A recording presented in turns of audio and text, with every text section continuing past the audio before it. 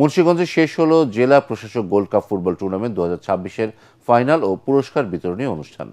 ফাইনালে লৌহজং উপজেলা দলকে 3-1 গোলে হারিয়ে চ্যাম্পিয়ন হয়েছে মুন্সিগঞ্জ পৌরসভা। জোড়া গোল করে ম্যাচ সেরার পুরস্কার জিতে নেন পৌরসভার অপূর্ব ভূঁইয়া। মুন্সিগঞ্জ থেকে ফরিদুল হাসান ফরিদের পাঠানো তথ্য ও চিত্র নিয়ে আশিকুর রহমান জানাচ্ছেন বিস্তারিত। শহীদ বীরশ্রেষ্ঠ ফ্লাইট লেফটেন্যান্ট মতিউর রহমান স্টেডিয়ামে ফাইনালে মুখোমুখি হয় মুন্সিগঞ্জ পৌরসভা ও লৌহজং উপজেলা দল।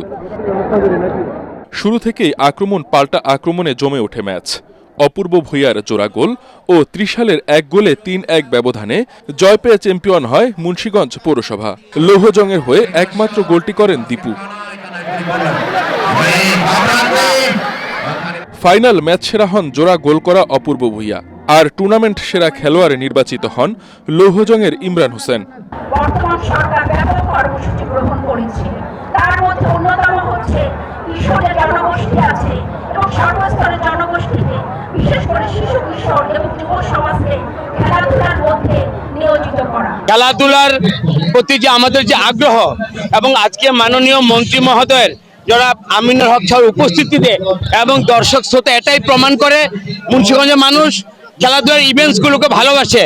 আমরা পড়াশোনাকে যেমন সর্বোচ্চ গুরুত্ব দিচ্ছি, খেলাধুলার মাধ্যমে আমরা মাঠে আকৃষ্ট করে আমরা আমাদের সন্তানদেরকে সুস্থভাবে গড়ে তুলতে চাই।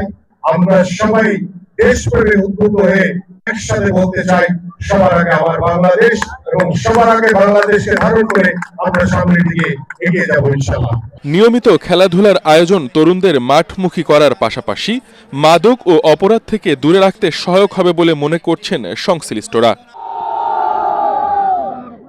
Bureau report, ATN Bangla.